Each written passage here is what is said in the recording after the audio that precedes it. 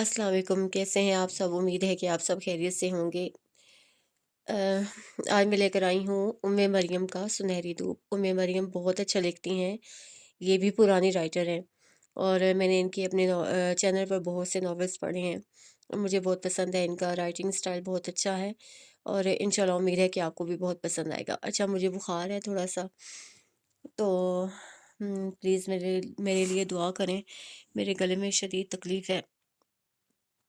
अल्लाह ताला मुझे सेहत दें और बस इतना ही कहना था।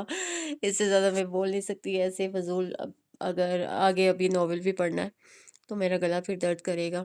अभी मैंने गर्म पानी का एक गिलास अपने पास रख लिया है ताकि मैं साथ-साथ पानी पीती रहूँ, तो और तभी मैं ये काम कर सकूँगी, व अदरवाइज़ मेरे गले में बहुत शदीद पेन है। अगर आप मेरे चैनल पर न्यू हैं तो काइंडली मेरा चैनल सब्सक्राइब कर दें, वीडियो को लाइक कर दें, कमेंट कर दें, शेयर कर दें। चलिए आइए शुरू करते हैं फिर। सुनहरी धूप अज़ उम्मे मरियम।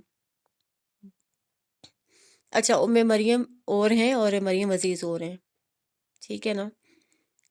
वो 3 दिन की दुल्हन छत पर अकेली खड़ी थी। उसके लंबे और घने बाल कमर तक आए हुए थे। चेहरे और गर्दन पर लंबी खुरंचें थीं, जिनसे रिसने वाला खून वहीं जमकर खुरुंड की शक्ल इख्तियार कर गया था। वो बेख्याल सी आगे बढ़ी और मुंडेर से लगी ज्वाली के साथ आ रुकी। अब निगाह के सामने चले हुए खेत थे। हवा अचानक तेज हुई तो सामने शहर जाने वाली तारकोल की सड़क पर गर्दो गुबार बगोलों की सूरत उड़ता नजर आने लगा।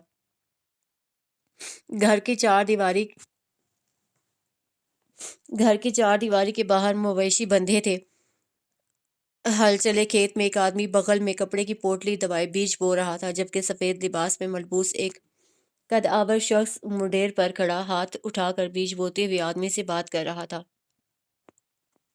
वो कद-आवर शख्स उससे छत पर खड़ी दुल्हन का शौहर था। लड़की की निगाह उस पर पड़ी तो एकदम उसका दिल भर आया और जहन पर जैसे कोई हिजान तारी हो गया। वो एकदम चीखी और चीखती चली गई थी। मुंडेर पर खड़े आदमी ने कदरे चौंकते हुए पलट कर देखा। कुछ देर छत पर खड़ी रोती लड़की को घूरा फिर तेज तेज चलता हवेली की जानिब आने लगा और हवेली में दाखिल होकर दौड़ता हुआ लम्हों में वो आदमी छत पर उसके रूबरू था। अबीर, क्या तकलीफ है तुम्हें? हाँ बोलो। उससे करीब आते ही उसका बाजू कोहनी से पकड़कर जोरदार झटका दिया था। वो जैसे होश में आ गई और आंसू से जलथल आंखों से उसे तकने लगी। क्यों पागल हो रही हो? कैसा लहजा था? कड़ा, बेजार और संगीन। हालांकि कभी यही लहजा शहर टपकाता था, ज्यादा पुरानी बात भी नहीं थी। नीचे चलो, अब अगर अब मुझे छत पर नजर आई तो टांगे तोड़ कर रख दूंगा। जारहाना अंदाज में उसे धक्का देकर सीढ़ियों की जानिब लाते वो तल्खी से बोला। उसके चेहरे पर कोई नरमी या मुलायमत नहीं थी।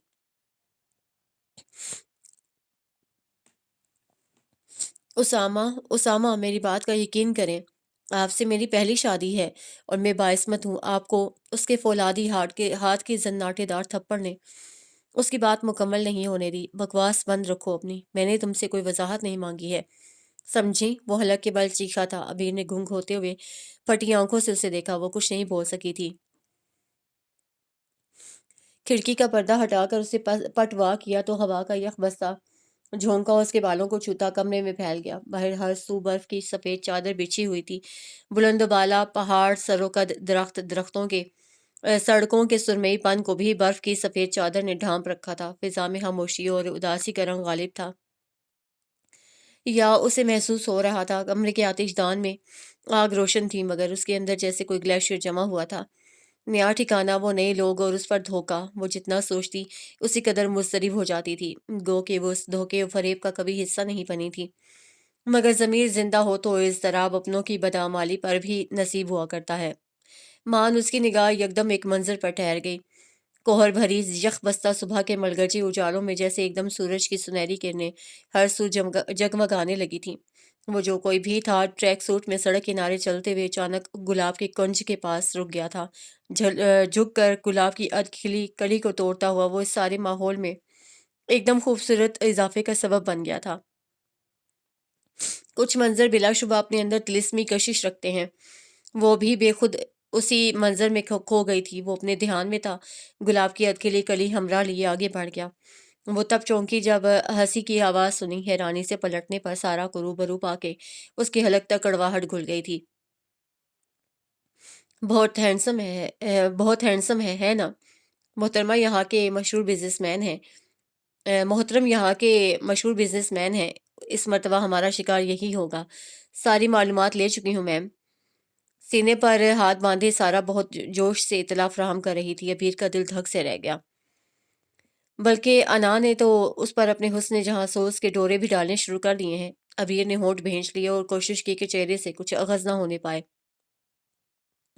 کچھ کام تھا تمہیں مجھ سے؟ اس نے نروٹھے پن کی انتہا کر دی۔ جبھی سارا کے چہرے پر توہین کے احساسات سے آگ بھڑک اٹھی تھی۔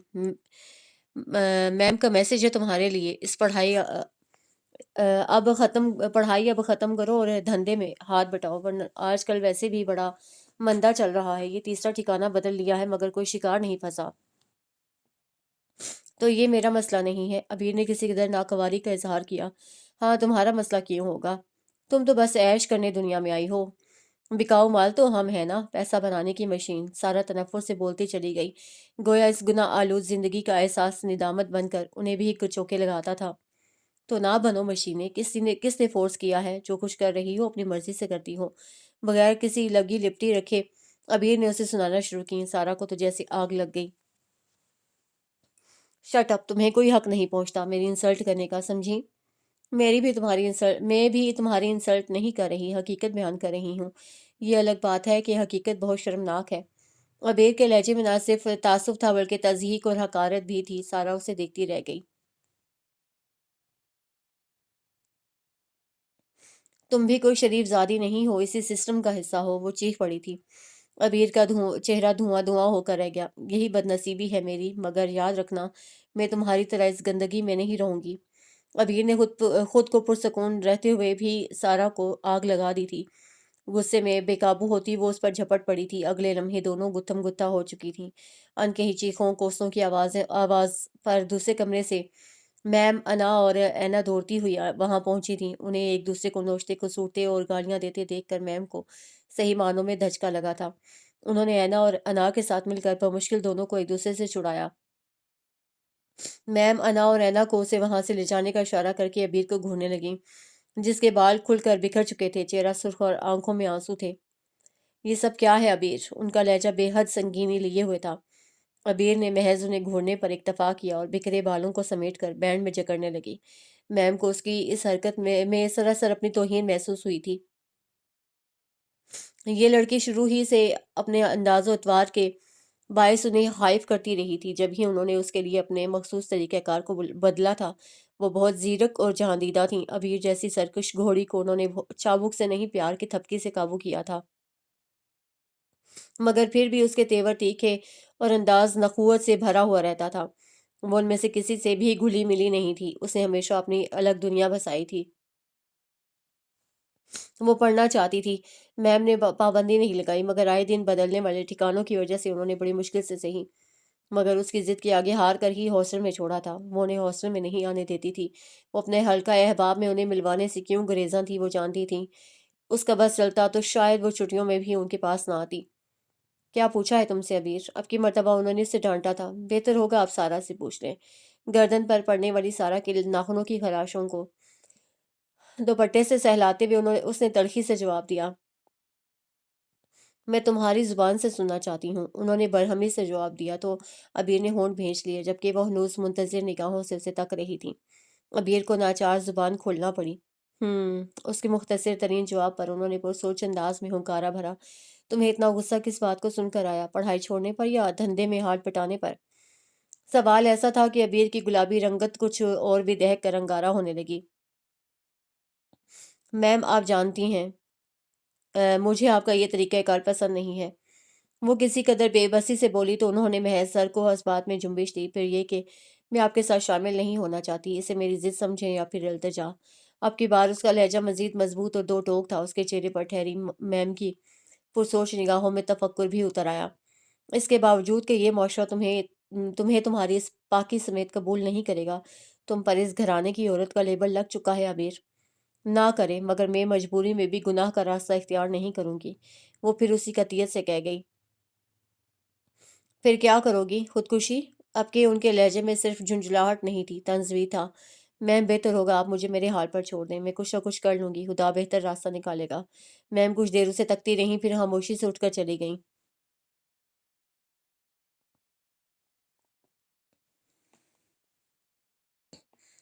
میم لبنہ فریدہ بیگم والدین کی ڈھیر اولاد میں ان کا نمبر آخری تھا، اور ایسے بچے یا تو بہت زیادہ توجہ کے مستحق ہوتے ہیں یا پھر توجہ و محبت میں بھی ان کا نمبر آخر میں ہی آتا ہے۔ ان کے ساتھ دوسرا معاملہ ہوا تھا۔ جوتے کپڑے یہاں تک کہ کتابیں تک انہیں ہمیشہ بڑے بھائی بہنوں کی استعمال شدہ ہی ملی تھیں۔ محدود آمدنی میں اتنے بڑے کنبے کی کفالت اور بے شمار اخراجات، کوئی ایک بھی تو ایسی خواہش نہیں تھی جو دل نے کی ہو اور وہ پوری بھی ہو گئی ہو۔ یہ محبت،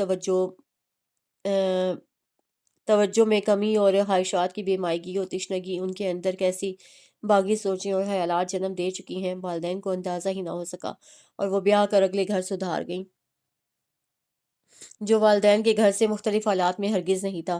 وہاں بھی زندگی کا ڈھب ویسا ہی تھا جس سے چھٹکارے کی وہ ہمیشہ متمنی رہی تھیں، مگر چھٹکارا ہی نہیں تھا، تو انہوں نے حالات کو خود اپنے بلبوتے پر بدلنے کی ٹھان لی۔ بغاوت تبدیلی کا سب سے مؤثر ہتھیار ثابت ہوا کرتی ہے۔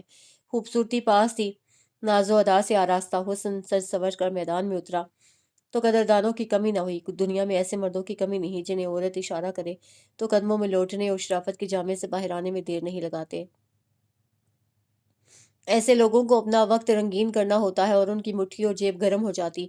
یہ مرد خاندان میں بھی ہوتے ہیں، عزیز و اقارب میں بھی ملتے ہیں، اور گلی محلے میں بھی پائے جاتے ہیں، جو وقت اور حالات کے مطابق سہولت سے مطلب نکالنا خوب جانتے ہیں۔ کہتے ہیں گناہ خوشبو کی طرح ہوتا ہے، پھیلنے سے روکا نہیں جا سکتا۔ ان کے سسرالیوں میں پہلے چائے مگویاں ہوئیں، پھر منہ پر کھل کر جھگڑے ہوئے، مگر شرمندہ ہونے والوں میں ہوتی تو یہ سب کرتی ہی کیوں؟ شوہر نے نام نہاد شرافت کا اظہار طلاق کی صورت میں کیا اور بچیوں کو بھی ماں کے سپرد کر دیا۔ فریدہ بیگم نے سسرال سے جو جمع پونجی سمیٹی وہ یہی 4 بیٹیاں تھیں جو شکل و صورت میں انہی پر تھیں اور ان کے مستقبل اور عیش و عشرت کا بہترین ذریعہ تھیں۔ جب تک وہ خود جوان اور خوبصورت رہیں تب تک انہیں سراہنے والوں کی کمی نہیں رہی۔ انہی میں سے مسکین صورت آدمی سے نکاح کر کے انہوں نے اپنے اوپر سے طلاق یافتہ کا لیبل بھی اتار پھینکا اور معاشرے میں بظاہر عزت سے جینے لگیں۔ بیٹیاں انہی کی طرح تھیں، طرحدار، حسین اور اداؤں کے ہتھیاروں سے لیس راہ چلتوں کو بھی منٹوں میں اسیر کرنا ان کے بائیں ہاتھ کا کھیل تھا۔ گو کہ ان کی تربیت ہی اس نہج پر نہیں ہوئی تھی۔ انہوں نے آنکھ کھولتے ہی اپنے گھر کا ماحول بھی یہی دیکھا تھا۔ بس یہ کبیر تھی جس کے مزاج اور فطرت کی نیکی اور راستی نے انہیں پریشان کر کے رکھ دیا تھا۔ وہ یہ بھی جانتی تھی معاشرے میں انہیں عزت کی نگاہ سے نہیں دیکھا جاتا۔ جب ہی کچھ سالوں سے انہوں نے انداز بدل لیا تھا، مہذب اور خاندانی ہونے کا بحروب بھرا اور اپنی پشت پر چند طاقتور ہاتھوں کی شہ پر بہت اطمینان سے اپنا کھیل کھیلنے لگیں۔ امیر دولت مند لوگوں میں سے کسی نہ کسی بیٹی کا رشتہ طے کرتیں۔ بیاہ ہوتا اور سمجھدار بیٹی موقع ملنے پر وہاں سے سب کچھ سمیٹ لاتی اور پھر لٹنے والوں کو ان کا نشان تک بھی نہ مل پاتا۔ صرف یہی نہیں، جو شادی کے چکر میں نہیں پڑنا چاہتے تھے وہ رات کے اندھیرے میں لڑکی کو اپنے ٹھکانے پر لے جاتے تھے۔ یہ کام بہت رازداری سے کئی سالوں سے جاری تھا۔ جنہیں خبر تھی وہ اس راز کو افشا نہیں کرتے تھے۔ اگر کبھی وہ پھنسی بھی تو ان کے تعلقات کام آئے اور وہ صاف بچ نکلتی تھیں۔ چھوٹی بی بی آپ کو بیگم صاحبہ یاد کر رہی ہیں۔ وہ اپنا بیگ تیار کر رہی تھی جب ملازمہ دستک دے کر اندر آئی۔ اس کی سبھی پیشانی پر شکنیں سی نمودار ہوئیں۔ تم جاؤ، آتی ہوں میں۔ ملازمہ کو بھیج کر وہ الجھن زدہ متفکر سی بیٹھی رہیں۔ کیوں بلوایا ہوگا موم نے؟ گو کہ ابھی اس کی چھٹیاں باقی تھیں، مگر وہ چند دن میں ہی یہاں کے ماحول سے گھبرا گئی تھی۔ بس نہ چلتا تھا اڑ کر واپس ہاسٹل پر پہنچ جائے۔ اس نے گیلے بال تولیے کی قید سے آزاد کیے، انہیں سلجھایا، پھر دوپٹہ ڈھنگ سے اوڑھتی ان کے کمرے کی جانب چلی آئی۔ یس کم ان۔ اس کی دستک کے جواب میں موم کی مغرور سی آواز ابھری تھی۔ انہیں دیکھ کر اب کوئی یہ یقین نہیں کر سکتا تھا کہ وہ معمولی تعلیم یافتہ، غربت میں پل کر جوان ہونے والی وہی فریدہ ہے جو کبھی ایک عام سی لڑکی تھی۔ اب تو ان کے رنگ ڈھنگ ہی بدل گئے تھے۔ بیٹھو۔ اسے اندر داخل ہوتے دیکھ کر وہ جو سیل فون پر کسی سے بہت بے تکلفانہ گفتگو میں مصروف تھیں، الوداعی کلمات ادا کر کے اس کی سمت متوجہ ہوتے ہوئے بولی، آپ نے بلوایا تھا؟ گو کہ وہ اس کی سگی ماں تھی، مگر ابیر نے کبھی ان کے لیے اپنے دل میں کوئی جذبہ محسوس نہیں کیا تھا۔ اس کی وجہ واضح تھی، اسے ان کے انداز و اطوار سے ہی نہیں، ان کی گناہ آلودہ زندگی سے بھی نفرت تھی۔ وہ ان سے شاکی تھی کہ انہوں نے اپنے ساتھ ساتھ اپنی اولاد کی بھی عاقبت تباہ کر ڈالی تھی۔ ایکچولی یہاں ایک فیملی نے ہمیں اپنے پوتے کی برتھ ڈے پارٹی میں انوائٹ کیا ہے۔ ایسا ہے کہ تم آج شام کی اس تقریب کے لیے انا کے ساتھ جا کر اپنا پارٹی ویئر لے آؤ۔ مگر میں وہاں جانے میں انٹرسٹڈ نہیں ہوں۔ تو انٹرسٹڈ نہ ہونا ایک الگ بات ہے، اور کسی کام کو کرنا ایک یکسر الگ بات۔ تم وہاں جا رہی ہو، اٹس مائی آرڈر، اوکے؟ اب وہی کرو جو میں نے کہا ہے۔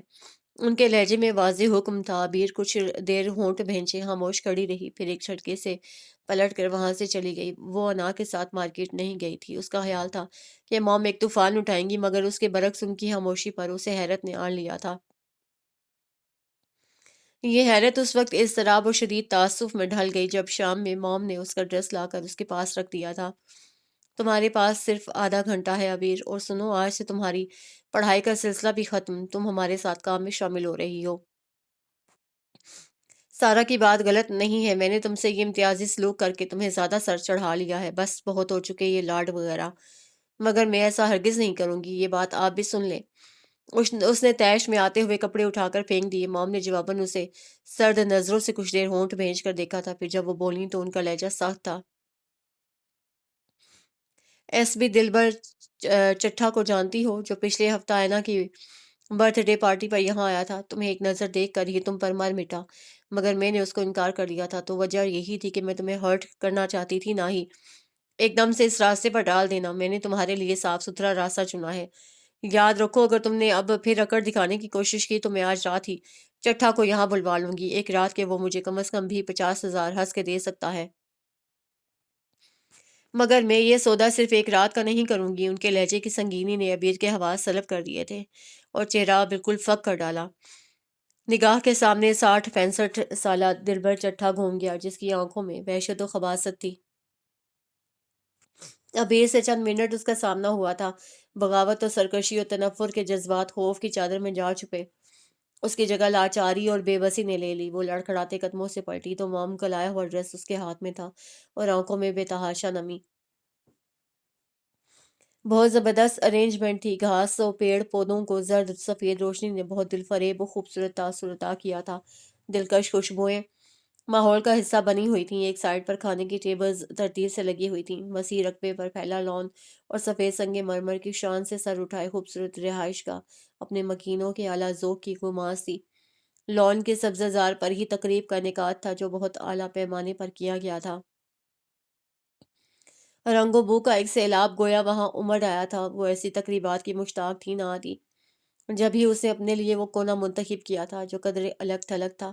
لاتعداد برقی کمکموں کی روشنی وہاں تک آتے آتے اتنی ماند پڑ جاتی تھی کہ بہت کچھ واضح دکھائی بھی نہ دیتا تھا۔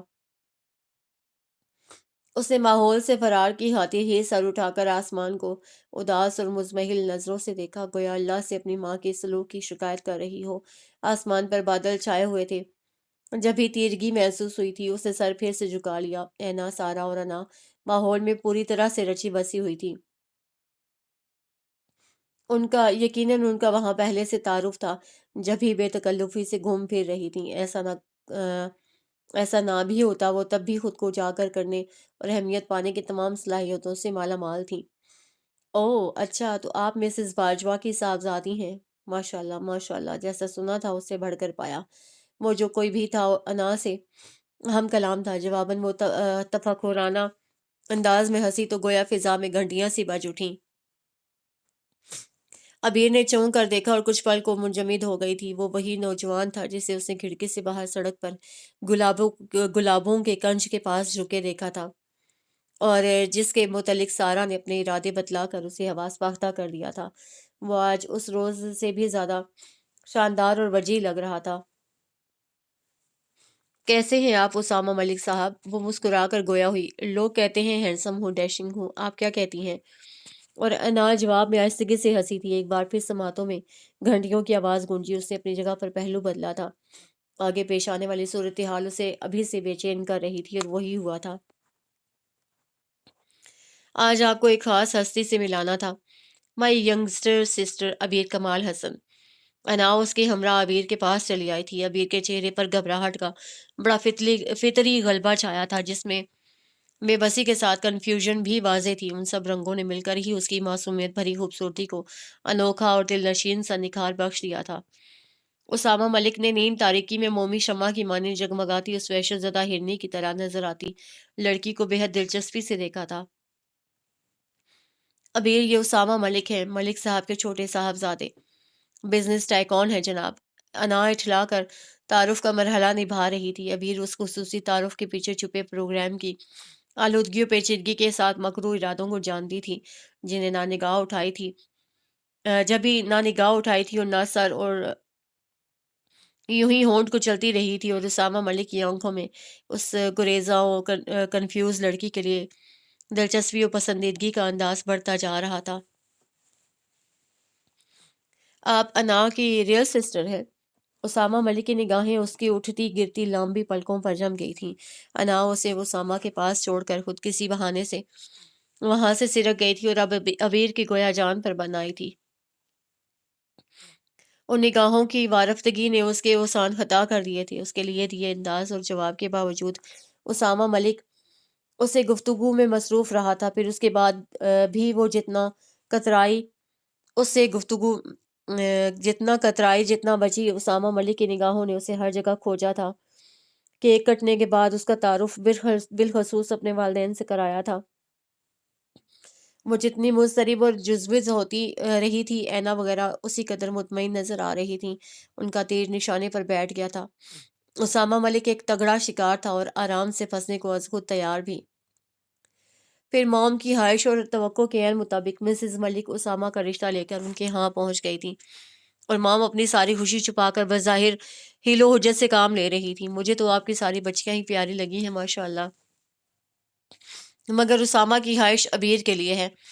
वो रख रखाव वाली खानदानी औरत थी, उनसे उनकी ये बात करने के अंदाज में भी बहुत सा भाव और रवादारी थी। मॉम को क्या एतराज़ हो सकता था? वो खुद हथेली पर सरसों जमाना चाहती थी, मगर ये मामला रिसान और तहम्मुल का मुतकाजी था। ताउलेपन का मज़ाहिरा खेल बिगाड़ भी सकता था। जब ही उन्होंने कुछ पसोपेश से काम लिया, कुछ मजबूरियों का रोना रोया, बड़ियों को छोड़कर छोटियों का नहीं कर सकती वगैरह वगैरह, और बिलाखिर उनको कई चक्कर लगवाने के बाद हाँ कर दी।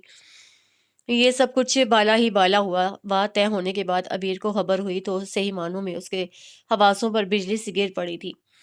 इतने शानदार शख्स को धोखा देने का ख्याल ही बेकरार कर देने को काफी था। वो तिलमिलाई हुई मॉम के पास आकर बरस पड़ी। मैंने आपसे गुजारिश की थी मॉम कि मुझे इस खेल से अलग रखिए, और मैंने तुम्हारी इस गुजारिश पर कान नहीं धरा। खबरदार जो तुमने कोई फजूल हरकत की, वरना याद रखना दूसरा रास्ता हमेशा खुला रहेगा, और महज धमकी मत समझना। ये उनका ऐसा हथियार था जिससे वो उसे हमले से कबल ही जख्मी कर दिया करती थी। वो एक बार फिर खुद को लाचार महसूस करने लगी। सिवाय चुप साथ लेने के उसके पास कोई चारा नहीं था, सो उसने चुप साथ ली। फिल वक्त वो कोई फैसला करने से कासिर रही थी। वो दिन भी आ ही गया जब वो ब्याह कर उसामा के हमरा उसके वेल फर्निश्ड घर में आ गई थी। मिसेस मलिक के ने बेटे के लिए दिल खोल कर पैसा खर्च किया। वो जोड़ा जो उसे निकाह के मौका पर पहनाया गया था, कमोबेश 1 लाख की मालियत का था। लोग उसकी किस्मत पर रश्क कर रहे थे, मगर अबीर का दिल इस ट्रॉमे पर सिसकता रहा था। वो अजीब सी बेकसी और लाचारी में मुब्तला रही थी। कई बार चाहा उसामा से सारी हकीकत कह दे, मगर एक अजीब से खौफ ने उसकी जुबान को सलब कर दिया था। वो कुछ भी नहीं कह सकी थी, और ये दिन आ गया था। मॉम के अलावा सारा, अना और ऐना ने भी उसे खूब पटियां पढ़ाई थीं। किसी को उल्लू बनाकर मतलब निकालने के तीर बहदफ तरीके सिखाए गए थे। वो बेबसी की तस्वीर बनी उन्हें देखती रही थी। बस कुछ दिन है, फिर उसके बाद तो तुमसे भी पारसाई और मासूमियत का टैग उतर जाएगा। फिर तुम पर भी बदकिरदारी का ठप्पा लग जाएगा। मेरे गिरबान पर हाथ डालने वाला कभी सुकून से नहीं बैठ सकता। अबीर बेगम फिर तुम्हें कैसे माफ कर देती? आज के बाद तुम हमें हकारत की निगाह से ना देख सकोगी, ना हम पर उंगली उठा सकोगी। तुम में और हम में आज के बाद कोई फर्क नहीं रह जाएगा।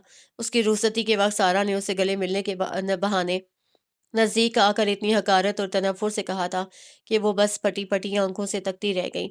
اس کی آنکھوں میں اترے آنسو تک ٹھٹر گئے تھے۔ سارا اس قدر منتقم مزاج کی ہوگی، یہ اس کے تصور میں بھی نہیں تھا۔ حسن افسردہ ہو تو اس کی کشش اور بھی بڑھ جاتی ہے۔ آپ مجھے بہت الگ اور خاص لگی تھیں جب بھی مما کے سامنے میں نے آپ کا نام رکھا تھا۔ وہ اپنی سوچوں میں اس قدر دور تک چلی گئی تھی کہ اسامہ کب کمرے میں آیا اس سے خبر ہی نہ ہو سکی تھی۔ جب بھی وہ بہت بری طرح سے ہڑبڑا گئی تھی، اس کی گھبراہٹ کو محسوس کر کے اسامہ مسکرایا تھا، پھر اس کا حنائی ہاتھ اپنے مضبوط ہاتھ میں لے کر آہستگی سے دبایا۔ بہت خاموش بلکہ اداس ہیں کہ آپ کو مجھ سے تعلق استوار ہونے کی خوشی نہیں ہے۔ اسے گھبرا کر پلکیں اٹھائی تھیں، وہ اسے ہی دیکھ رہا تھا۔ انداز میں بے تحاشا شرارت بھری ہوئی تھی، گویا مقصد اس کی توجہ حاصل کرنا تھا کسی بھی طریقے سے، اور وہ اس میں کامیابی حاصل کر کے فاتحانہ انداز میں مسکرا رہا تھا۔ عبیر بری طرح سے جھیمپی تھی، پلکیں شرمگی انداز میں لرز کر جھک گئیں، وقتی طور پر صحیح، مگر وہ اس اضطرابی کیفیت سے نکل آئی تھی جس کا شکار تھی۔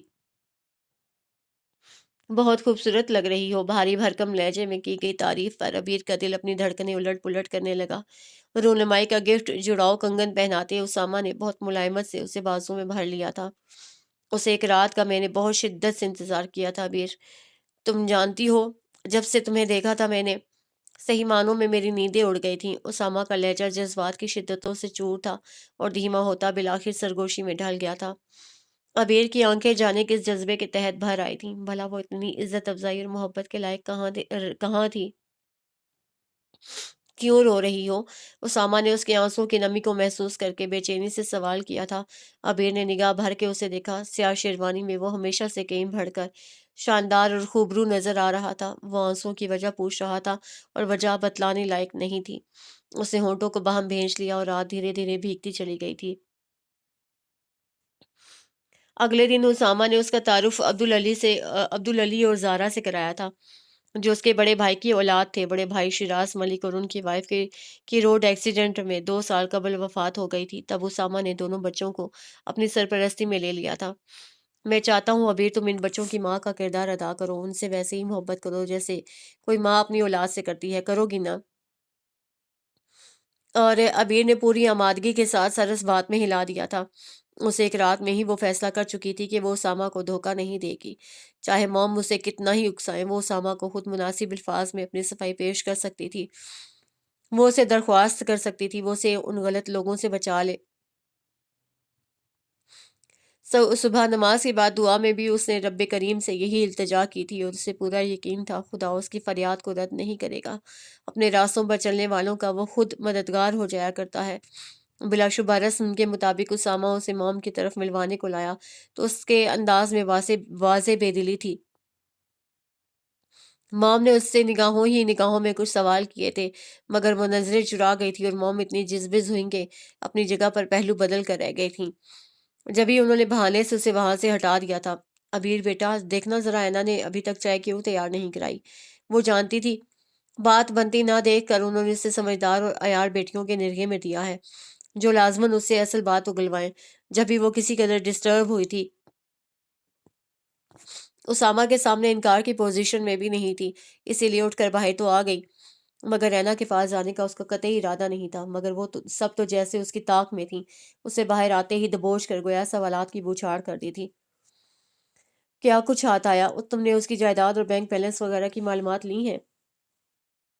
اسامہ نے رونمائی میں کیا دیا؟ وہ ساتھ لے آنا تھا، ظاہر ہے قیمتی چیز ہوگی، زیور بھی کسی بہانے سے اٹھا لاتی ہیں، اسی طرح تو کرنا ہوتا ہے، کیا پتہ تم کتنی دیر وہاں ہو۔ وہ لا تعلق بنی ہونٹ بھینچے سلگتی آنکھیں جھکائے کھڑی رہی، گویا تہیا کر لیا تھا ان کی کسی بات کا جواب نہیں دینا۔ جبھی سارا کو جیسے آگ لگ گئی تھی۔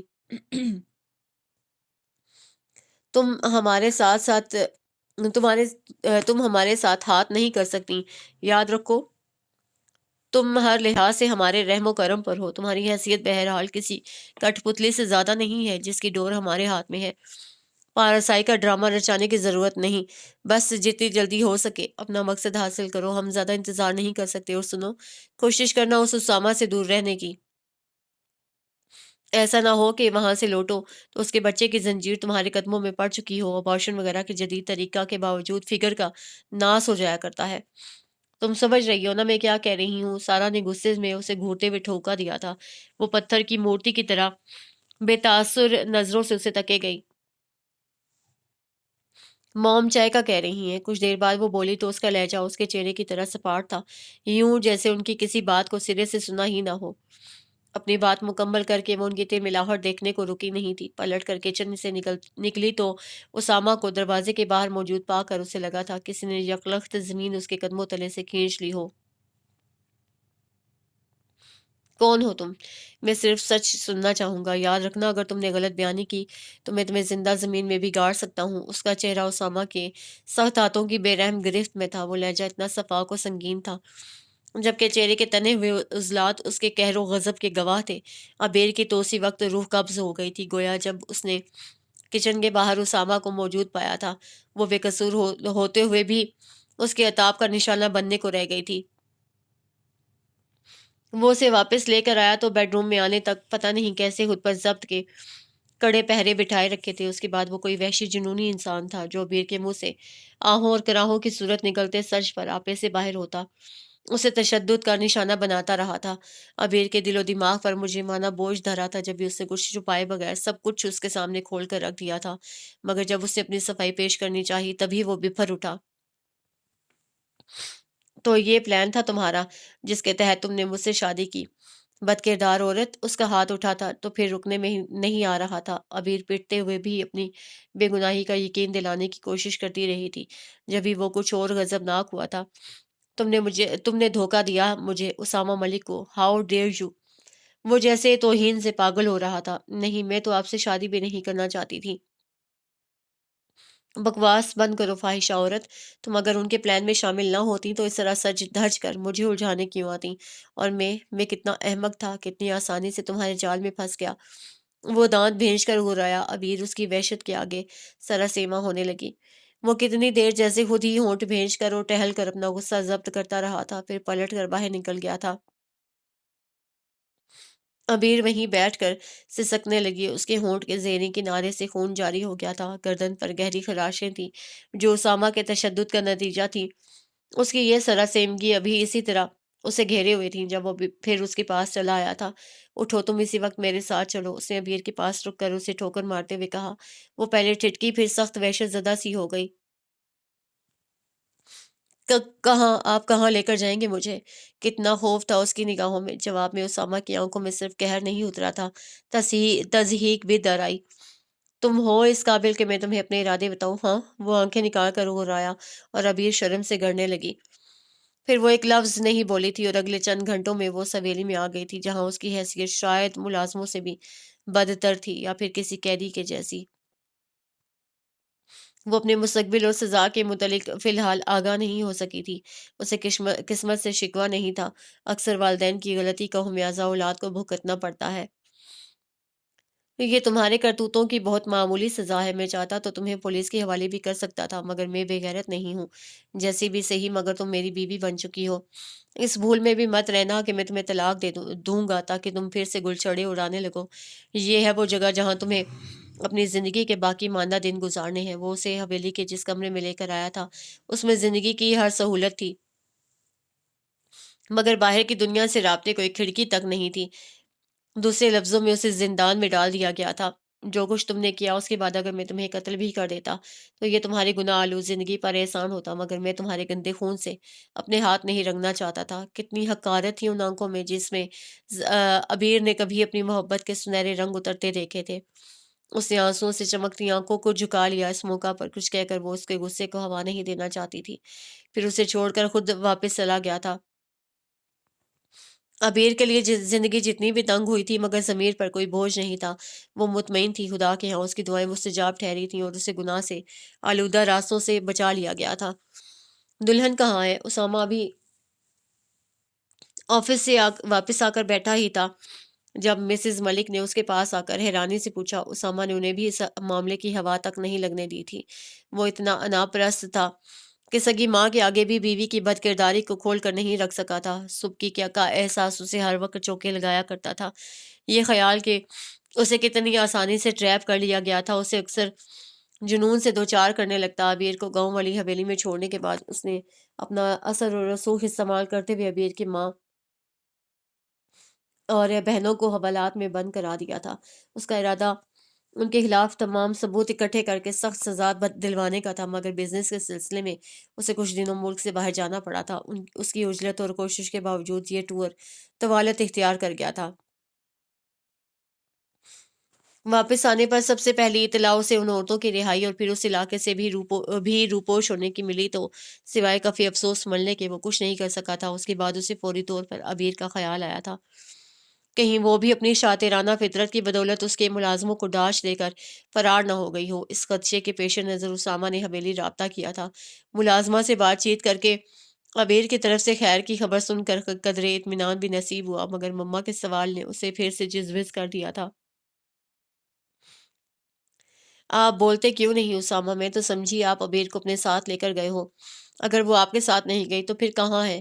مسز ملک سوال پر سوال کر رہی تھی۔ اسامہ کے چہرے کے عضلات تناؤ کا شکار ہو کر رہ گئے۔ مر گئی ہے وہ، آپ آئندہ اس کا تذکرہ نہیں کریں گی، اوکے؟ اس نے سرخ آنکھوں سے انہیں دیکھتے ہوئے کہا اور ایک جھٹکے سے اٹھ کر وہاں سے چلا گیا۔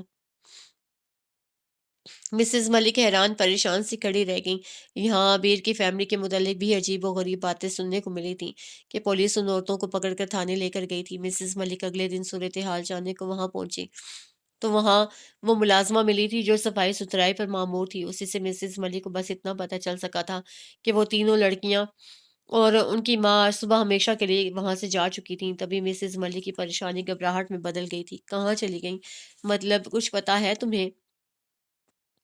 انہوں نے مضطربانہ سوال کیے تھے۔ جواب میں ملازمہ نے رازداری سے ان کے نزدیک ہو کر جو کچھ کہا تھا وہ انہیں پریشان کر گیا تھا۔ ملازمہ کے مطابق بیٹیوں کے ذریعے مالدار لوگوں کو لوٹنا ان کا پیشہ تھا۔ ملازمہ ان سے ہمدردی بھی کرتی رہی تھی۔ آپ کو رشتہ کرنے سے قبل اچھی طرح چھان بین کرنی چاہیے تھی بیگم صاحبہ، مگر وہ لوگ اس طرح کے لگتے تو نہیں تھے۔ تمہیں یقیناً غلط فہمی ہوئی ہوگی۔ انہوں نے اپنے تئیں بات ختم کر دی تھی، مگر بات ختم نہیں ہوئی تھی کہ پھر یہ بات انہوں نے ملازمہ کے علاوہ دیگر لوگوں کے منہ سے بھی سنی تھی۔ معزز بیگمات باقاعدہ ان سے افسوس کرنے آئی تھیں اور ان ناکردہ گناہوں کی ایک طویل فہرست عبیر کے خاندان سے منسوب ہوتی چلی گئی تھی۔ مسز ملک اپنے طور پر یہ فیصلہ کر چکی تھیں عبیر کو اسامہ سے طلاق دلوا کر فارغ کرنے کا۔ اس نے نماز کے بعد دعا کو ہاتھ بلند کیے تو پلکوں پر آنسو جگنو بن کر چمکنے لگے تھے۔ یہ جو کچھ ہوا تھا وہ اس پر شاکی نہیں تھی، مگر کبھی کبھی دل بھرانے سا لگتا تھا۔ یہاں کرنے کو اس کے پاس کچھ نہیں تھا اور فراغت اسے پاگل بنانے کو کافی تھی۔ تب اس نے اپنی وحشت سے گھبرا کر رب سے لو لگا لی تھی۔ اللہ جو دلوں کے بھید سے آگاہ ہے، وہ تو اس صورت بھی اپنے بندے کا منتظر رہتا ہے۔ اگر وہ گنہگار ہو، وہ تو پھر بے قصور تھی۔ اللہ کی یاد سے دل کو سکون دینا چاہا تو جیسے ہر غم سے آزاد ہو گئی تھی۔ پہلے جو ہر وقت دل کو دھڑکا لگا رہتا تھا اسامہ کے کسی بھی انتہائی فیصلے کا، اب اس سے بھی گویا چھٹکارا مل گیا تھا۔ دروازہ کھلنے کی آواز پر اس کے سکون میں فرق نہیں آیا۔ ملازمہ جس کے ذمہ اس کا کھانا پہنچانا تھا، وہ اس کے دروازے کی چابی کی بھی مالک تھی۔ اس نے سکون سے دعا مانگی تھی، پھر منہ پر ہاتھ پھیر کر اٹھتے ہوئے جائے نماز طے کرنے لگی۔ سلیقے سے اوڑھے دوپٹے کے ساتھ اسے جیسے ہی رخ پھیرا، نواڑی پلنگ کی بیک سے ٹیک لگائے اپنی ہی سمت متوجہ اسامہ کو روبرو پا کے وہ اپنی جگہ جیسے ساکن کھڑی رہ گئی تھی۔ اسامہ نظریں اسی پر جمائے اٹھ کر اس کے نزدیک آ گیا۔ عبیر کی صرف نظریں نہیں جھکی، دل بھی دھڑک اٹھا۔ بہت اچھا کر رہی ہو، خدا سے معافی مانگ کر اپنے گناہ بخشوا رہی ہو، مگر یاد رکھنا میں تمہیں کبھی معاف نہیں کروں گا۔ سگریٹ ہونٹوں سے نکال کر جوتے تلے مسلتے ہوئے اسے سرد آواز میں جتلایا۔ عبیر نے جواب میں چپ سادے رکھی تو اسامہ کو اس کا یہ سکوت زہر آلود کرنے لگا۔ کیا ثابت کرنا چاہتی ہو تم کہ میری باتوں سے تمہیں کوئی فرق نہیں پڑتا؟ اسامہ نے گھراتے ہوئے ایک دم اس کی گردن دبوچ لی تھی۔ عبیر اس کی گرفت میں زور سے پڑپڑائی۔ مجھے معاف کر دیں اسامہ، میں بکواس بند رکھو، سمجھی؟ اس نے نفرت زدہ انداز میں اسے جھٹک دیا تھا۔ وہ صوفے پر جا کر گری، سر صوفے کی ہتھی سے جا لگا تھا۔ زمین آسمان جیسے اس کی نظروں میں گھوم گئے تھے، مگر آزمائش ختم نہیں ہوئی تھی۔ ساجدہ بتا رہی تھی تم پریگننٹ ہو، بتایا کیوں نہیں تم نے مجھے؟ وہ کڑے تیوروں سے اسے گھور رہا تھا۔ عبیر کے اوسان خطا ہونے لگے۔ وہ کہہ نہیں سکی اس نے ایسا کوئی اختیار دیا تھا اسے، نہ سہولت، مگر زبان تو جیسے گنگ تھی، خوف سے، مجبوریوں سے۔ مجھے یہ بچہ نہیں چاہیے، سن رہی ہو تم؟ جہنم واصل کرو اس گناہ کی پیداوار کو۔ جی؟ عبیر کی آنکھیں حیرت و خوف سے پھٹ سی گئیں۔ اسامہ کے تاثرات مزید خوفناکی سمیٹ لائے تھے۔ ایسے کیا دیکھ رہی ہو مجھے جیسے بہت بڑا کارنامہ انجام دیا ہو؟ وہ دانت بھینج کر بولا تھا، اس کے لہجے میں ایسی تپش تھی جس کی آنچ روح تک سلگا رہی تھی۔ یہ ناجائز بچہ نہیں ہے کہ میں اسے ضائع کروا دوں، اور اس کی بات اسامہ کے اٹھے ہوئے ہاتھ کی بدولت ادھوری رہ گئی تھی۔ اس کا ہاتھ اس انداز میں ابیر کے چہرے پر پڑا تھا کہ اس کے ہونٹ اور ناک سے ایک ساتھ خون چھلک پڑا تھا، مگر اسامہ کی آنکھوں سے پھر بھی نفرت کی چنگاریاں سی پھوٹ رہی تھیں۔ مجھے سبق پڑھانا چاہتی ہو؟ مجھے؟ بدبخت عورت، کیا سمجھتی ہو خود کو؟ مجھے کیا پتا مجھ تک آنے سے قبل تم کتنے مردوں کے دل بہلانے کا کام کر چکی تھی۔ یہ کس کا گناہ ہے جسے تم میرے سر تھوپنا چاہتی ہو؟ تم جیسی بدگماش عورتوں کے سب ہتھ کنڈوں سے بخوبی آگاہ ہوں میں۔ اس کا لہجہ اس کی نظروں سے زیادہ شدید اور بے لحاظ تھا۔ ابیر گال پر ہاتھ رکھے کچھ دیر اسے دیکھتی رہی تھی، پھر جانے کیا ہوا تھا، وہ خوف و بے بسی جیسے کہیں گم ہو گئی۔ اس کی جگہ طیش اور غیظ و غضب نے لے لی۔ کوئی بجلی سی چمکی تھی اور اس نے آگے بڑھ کر اسامہ کا گریبان پکڑ لیا تھا۔ کیا سمجھتے ہو تم خود کو کہ تم بہت پارسا ہو اور میں بد کردار عورت ہوں؟ ہاں، میں نے بتایا تمہیں، اپنی صفائی بھی دی۔ یہ تھی میری پارسائی کی نشانی۔ تم نے جو سلوک کیا میرے ساتھ میں نے اسے خاموشی سے سہ لیا۔ یہ تھی میری نیک تنیت کا اظہار۔ جو بدگماش عورت ہوتی میں تو یہ چار دیواری، یہ بند دروازے میرا راستہ نہیں روک سکتے تھے۔ سمجھے تم؟ میں نے سب کچھ سہا صرف اس لیے کہ تم حق بجانب تھے، اور میرے دامن پر میرے اپنوں کے کردار کے داغ تھے۔ کیچڑ میں کھلنے والا کور چاہے پاکیزہ ہو مگر مشکوک ضرور رہتا ہے۔ میں بھی اپنی صفائی پیش کرنے کو ثبوت نہیں لا سکتی۔ جو بات گھن گرج سے تلخی سے شروع ہوئی تھی، اس کا اختتام پھر اس کے آنسوں پر ہوا تھا۔ وہ جیسے تھک گئی تھی اور بری طرح روتے ہوئے اسے چھوڑ کر فاصلے پر ہو گئی تھی۔ اسامہ کچھ دیر اسے روتے دیکھتا رہا تھا، پھر کچھ کہے بغیر پلٹ کر باہر چلا گیا۔ ابیر وہیں بیٹھ کر بے آواز آنسوؤں سے روئی گئی تھی۔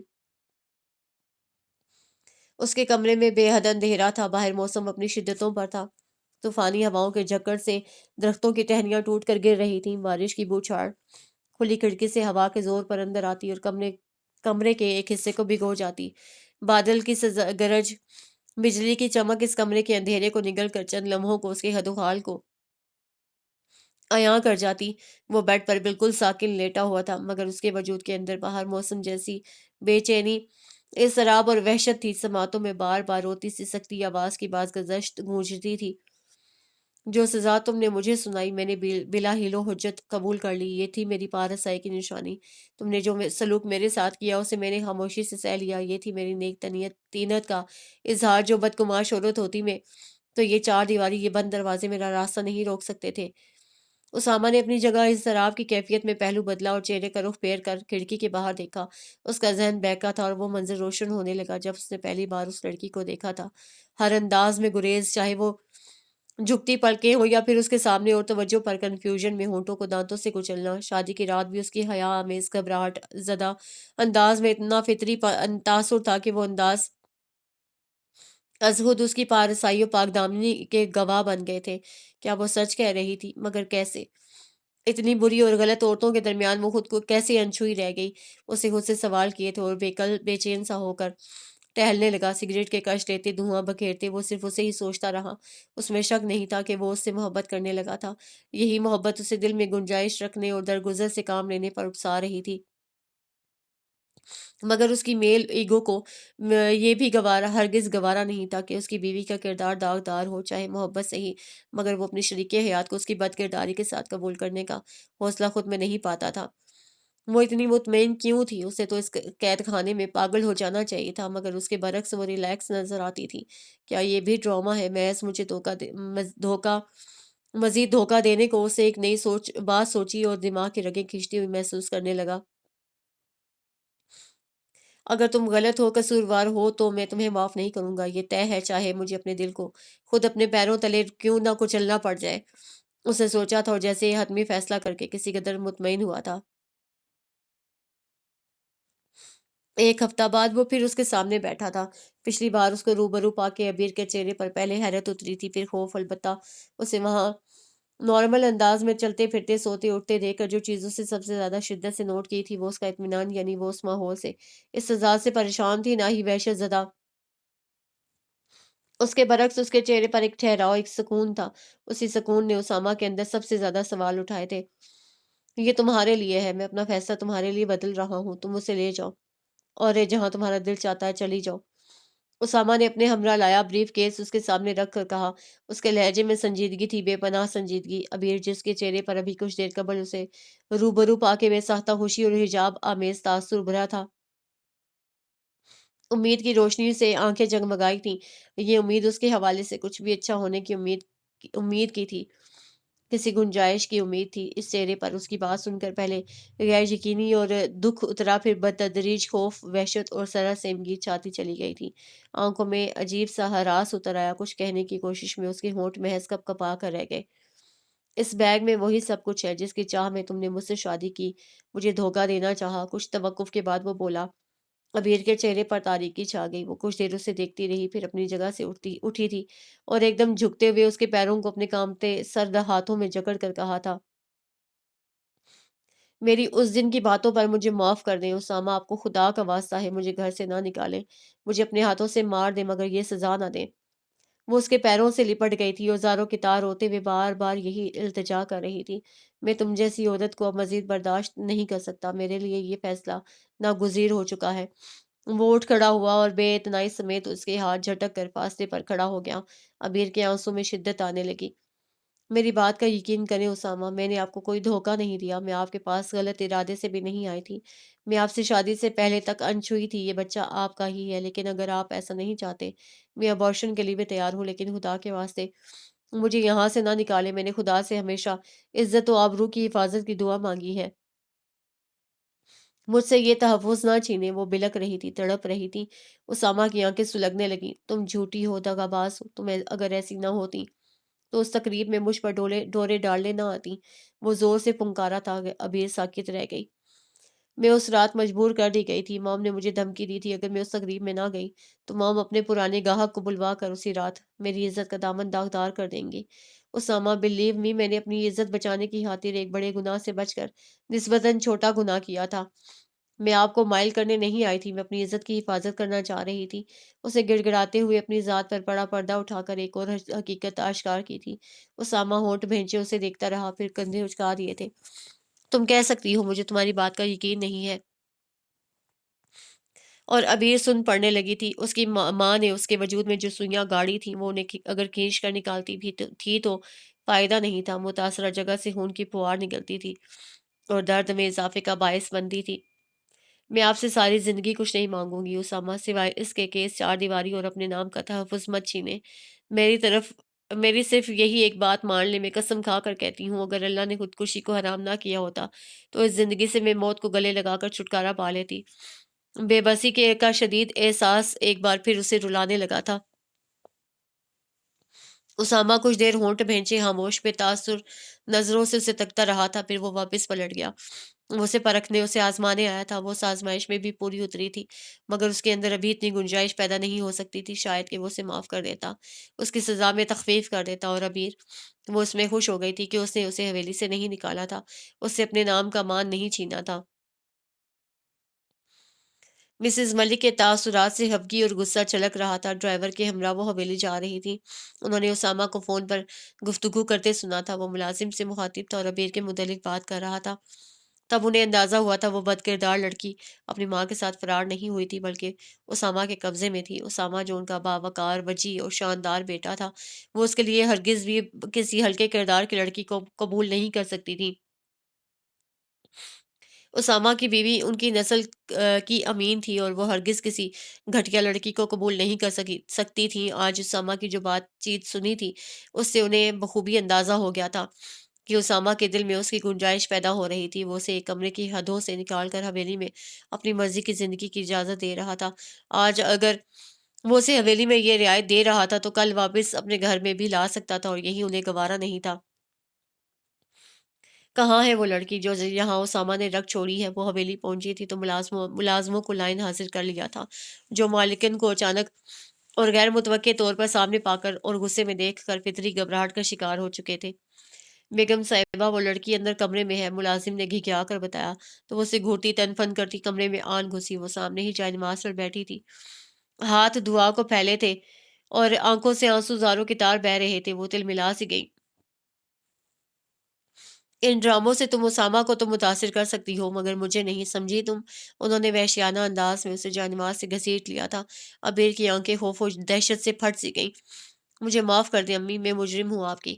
اس کی بات ان کے اٹھے ہوئے ہاتھ کی بدولت ادھوری رہ گئی، پھر ہاتھ رکا نہیں تھا۔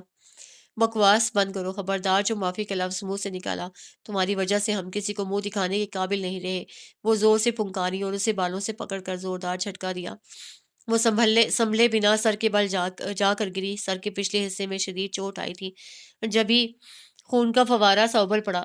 رحم بیگم صاحبہ، چھوٹی بی بی نہ صرف دو جی سے ہیں بلکہ روزہ دار بھی ہیں۔ ان کے پیر کی زوردار ضرب سے وہ جس طرح تڑپ کر اذیت سے دوہری ہوتی، ملازمہ خاموشی سے یہ تماشا نہیں دیکھ سکی۔ عبیر کی رنگت ہر گزرتے لمحے کے ساتھ سفید پڑنے لگی تھی۔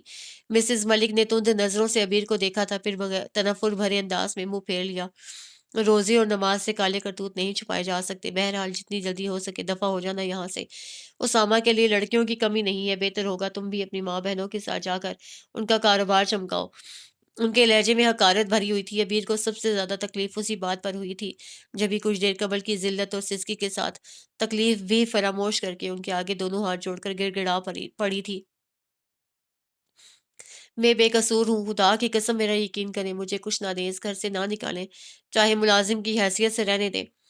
آپ کو خدا کا واسطہ ہے۔ زاروں کی طرح رو رہی تھی۔ مسز ملک نے پرسوچ اور جانچتی نظروں سے اسے دیکھا۔ وہ سر تپا کانپی تھی اور رحم طلب نظروں سے انہیں دیکھتی رہی تھی۔ انہوں نے ہونٹ بھینچے اور منہ پھیر لیا۔ سعدیہ، اسے میں یہاں رہنے کی اجازت دے رہی ہوں، مگر یہ یہاں ملازم کی حیثیت سے رہے گی۔ انہوں نے حکم سنایا تھا اور واپس پلٹ گئی۔ ان کے خیال میں یہ رحم دلی کی انتہا تھی۔ بہت پرتپش اور حبس زدہ شام تھی۔